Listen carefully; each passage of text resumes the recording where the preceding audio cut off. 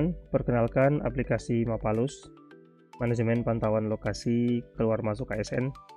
Aplikasi ini berfungsi untuk mengajukan izin keluar kantor, kemudian ada proses persetujuan dari pimpinan, kemudian setelah disetujui, maka pegawai ASN bisa melakukan check out, izin keluar. Kemudian setelah urusannya selesai, kembali ke kantor, melakukan check-in, dan melanjutkan aktivitas seperti biasa. Aplikasi ini mengcover sejak pegawai tiba di kantor, kemudian saat berada di kantor, kemudian izin keluar kantor, check out, check-in, kemudian check out pulang kantor. Aplikasi ini bukan aplikasi yang menentukan atau merekam absensi, tetapi fungsinya untuk melengkapi apa-apa yang belum ada pada aplikasi utama. Contohnya di instansi kami di pengadilan menggunakan aplikasi untuk absensi, check-in dengan radius dengan titik koordinat digital, kemudian check out juga dengan titik koordinat digital, serta check-in check out menggunakan kamera. Aplikasi ini hanya membaca radius tanpa menggunakan kamera. Namun perannya adalah melengkapi apa yang belum dimiliki di aplikasi utama. Contohnya, ketika pagi hari seluruh pegawai check-in di aplikasi itu data belum bisa tersaji di meja pimpinan pada saat itu juga, sehingga pimpinan tidak bisa tahu siapa pegawai yang ada di kantor, siapa pegawai yang belum absen masuk kantor. Nah, dengan aplikasi ini kita bisa mengatasi kekurangan tersebut agar supaya pimpinan mendapatkan informasi lebih lengkap. Pertama, saya masuk dengan login super administrator karena lebih dahulu kita harus mengatur koordinat kantor, tentukan koordinat, gunakan lokasi saat ini, kemudian kita tentukan jam kerja Senin sampai Kamis, misalkan jam 8 pagi sampai 16.30 petang, kemudian Jumat 8 sampai 17.00. Ini kita centang karena waktu libur. Kemudian ini juga terintegrasi dengan WhatsApp. Kita bisa masukkan token WhatsApp. Gunanya adalah untuk reset password. Jadi akan dikirim password ke WhatsApp yang terdaftar. Setelah kita sudah tentukan koordinat, tentukan juga radius dalam jangkauan berapa meter pegawai bisa check-in. Kemudian setelah selesai kita simpan pengaturan. Saya akan coba menggunakan user milik Pak Sekretaris. Pada dashboard sekretaris itu ada menu link publik. Ini ada dua mode. Link publik untuk tampilan di televisi itu tanpa token, jadi ini hanya tampil di televisi seperti ini. Ada seluruh pegawai jumlah 65 belum check-in. Kemudian ada sekretaris panitera, kemudian ada para hakim, kemudian kepanitraan, sekretariatan dengan statusnya masing-masing. Ini tampil di televisi tanpa token. Ada juga kita bisa tentukan misalkan dengan durasi 24 jam atau durasi 3 hari, kan kadaluarsa tanggal berapa, jam berapa. Kita bisa buat link publik menggunakan user sekretaris ya. Dan link publik ini dapat kita salin untuk kita bagikan di grup WhatsApp. Link publik tampil di perangkat tanpa login. Jadi seluruh pegawai bisa saling mengetahui siapa yang berada di kantor pada saat ini. Ini saya coba preview, tampilannya mirip dengan yang tampilan di televisi, tetapi ini untuk di perangkat seluler milik pegawai. Karena kalau dengan user masing-masing tidak bisa lihat siapa saja yang berada di kantor. Nah, sekarang saya akan coba memperagakan dengan login aplikasi melalui perangkat seluler saya. Aplikasi ini sudah dibuat dilengkapi dengan mode PWA ya, Progressive Web Application. Jadi kita bisa menginstal aplikasi ini layaknya aplikasi Android. Seperti ini, saya sudah tambahkan ke layar, ada dua opsi, tambahkan ke layar ataupun install. Nah, saya pilih install dan sekarang sudah ada ikon aplikasi di layar depan. Kemudian kita login. Saya coba login dengan akun saya seperti ini.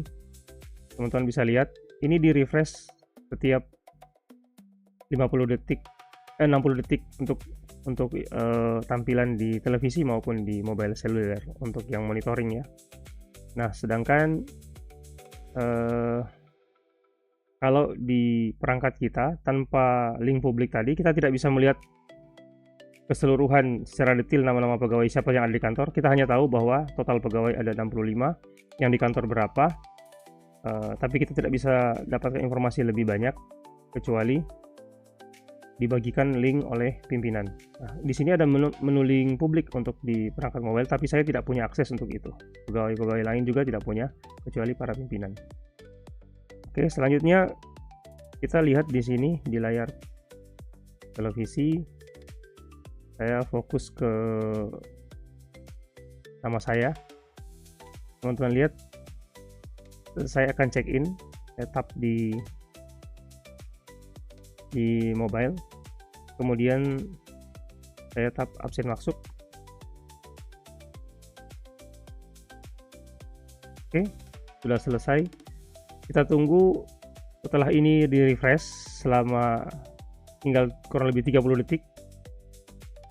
Itu akan berubah status di layar monitor dari status belum hadir dan berubah menjadi status tetap berada di kantor. Ini ya, 16 detik lagi.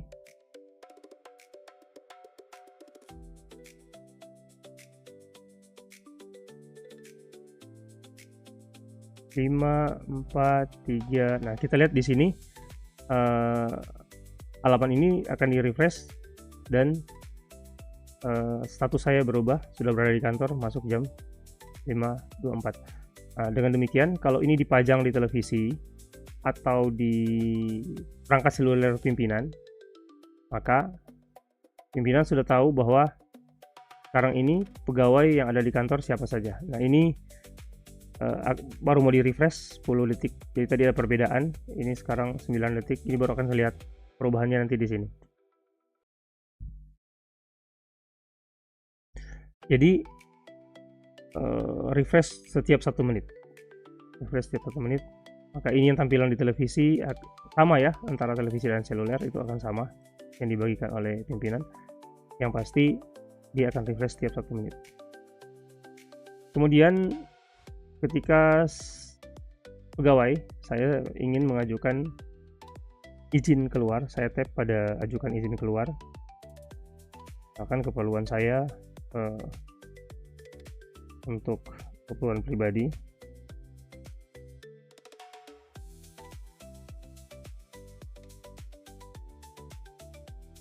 Di Indomaret misalkan, estimasi waktu kembali itu bisa ditentukan pukul 5.40 misalkan ya.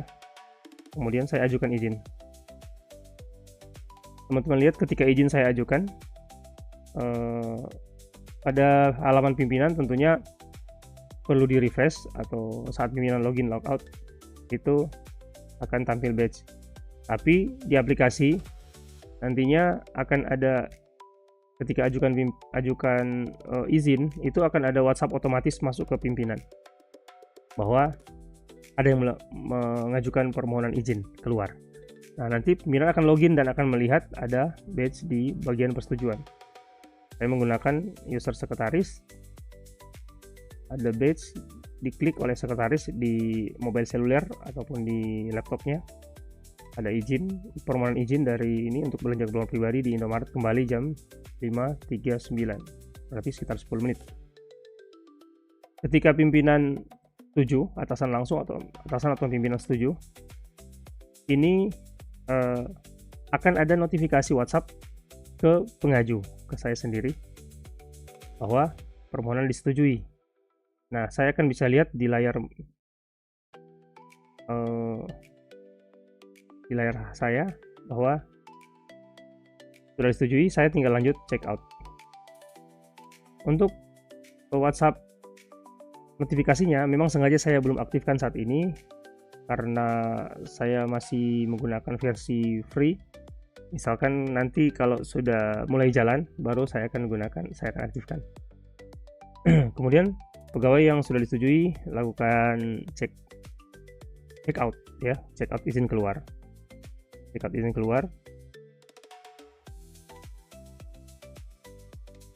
Dan segera untuk melaksanakan keperluannya di luar. Setelah kembali ke kantor, ini saat pegawai check out keluar itu statusnya di sini ada muncul ya, ini, keluar izin. Ini juga nanti akan setelah di refresh beberapa 7 detik ini akan jadi keluar izin di layar televisi maupun di layar pantauan pimpinan. Nah, ketika saya kembali ke kantor, saya check in di radius yang ditentukan. Saya check in, nanti 1 menit ke depan itu akan berubah menjadi berada di kantor.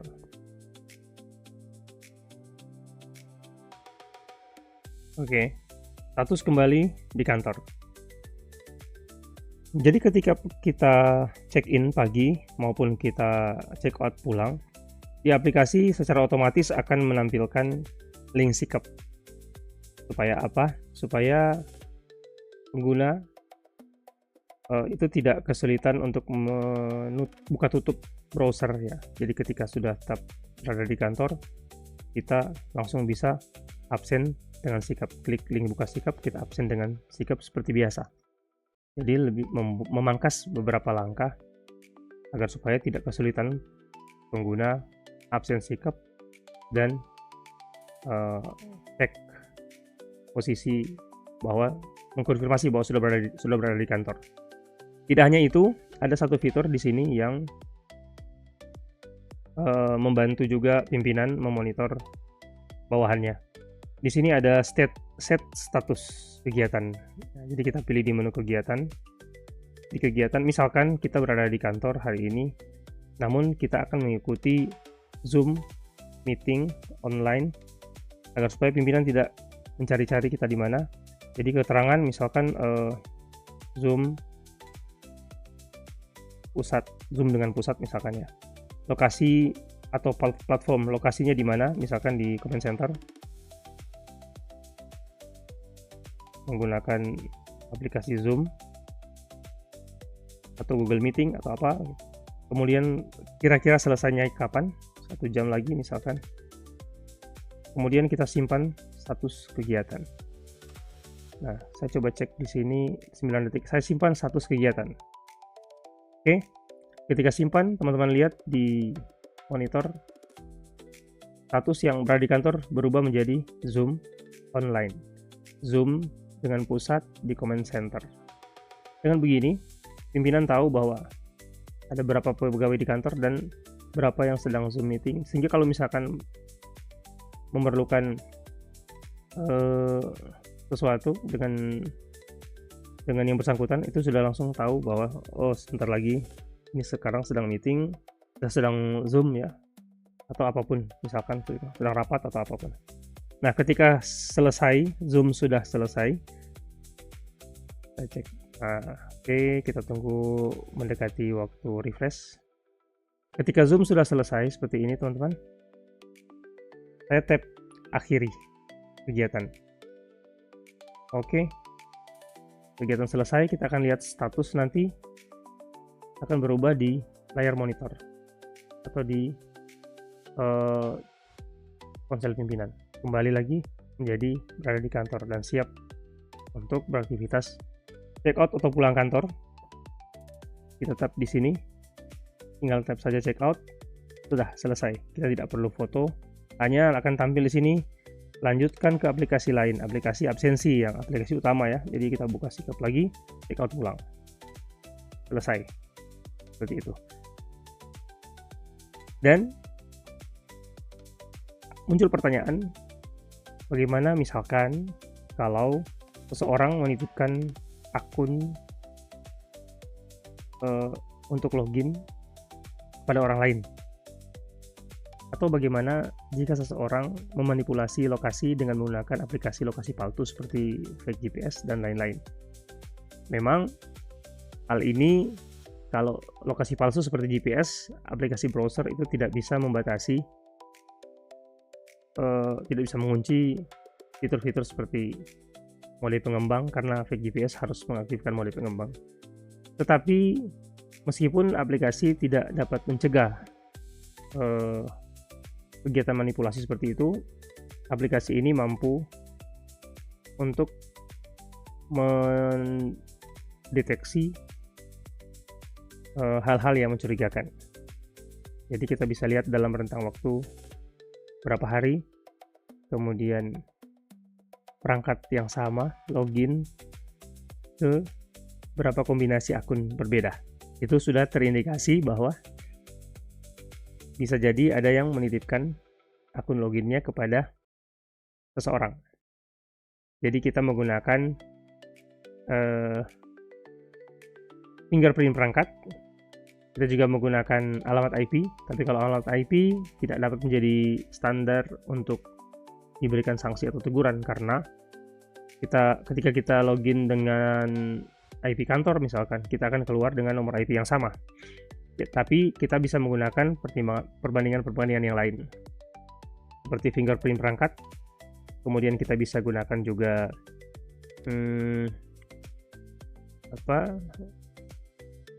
deteksi fake GPS itu untuk akurasi GPS ya, jarak. Kemudian kalau digunakan IP katakanlah berada di